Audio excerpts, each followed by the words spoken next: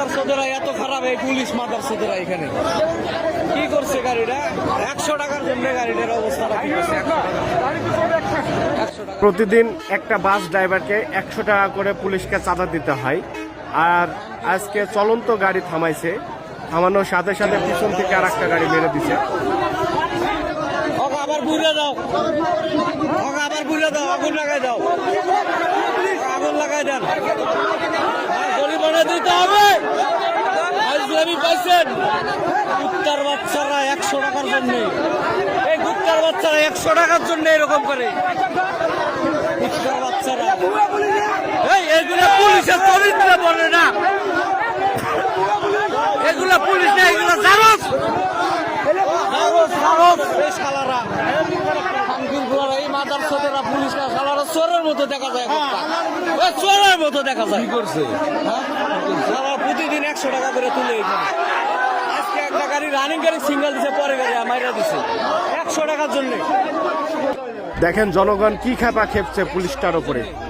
তারা প্রত্যেক দিন 100 টাকা করে চাঁদা নেয়, ঠিক আছে, আজকে কেন চলন্ত গাড়ি থামাইছে? চলন্ত গাড়ি থামাইছে, পিছন থেকে গাড়ি মেরে দিছে। এখন এদের খেসারত কে দিবে? এই জরিমানাটা কে দিবে?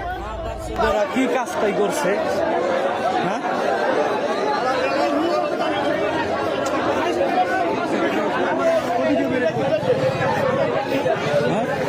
100 টাকার জন্য এই গাড়িটার কি একটা অবস্থা? এই বড় দরগা এত খারাপ।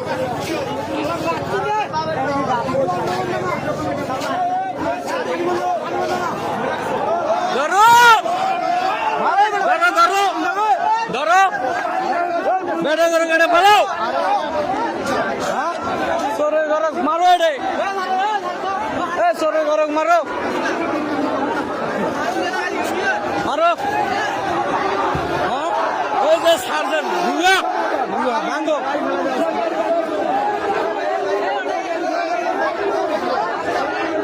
এই যে চোরটা চোরটা কো, হ্যাঁ এই যে চোরে সিঙ্গেল দিছে, এই যে চোরে,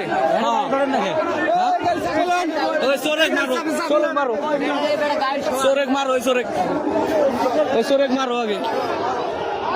হ্যাঁ এই যে চোর দেখাই যাইতেছে, চোরের নাকলা। এই যে 100 টাকা, 100 টাকা নিবি না? হ্যাঁ 100 টাকা নেই, 100 টাকার জন্য শালা এত খারাপ। প্রতিদিন ভাই 100-200 করে নেয় এই শালা চোরেরা। সারা রাস্তা ধরে না, টাকা দিয়ে আসার সময় একটা জায়গায় ধরে না, এই মাদারসোদরা ছাড়ে না, এই মাদারসোদরা।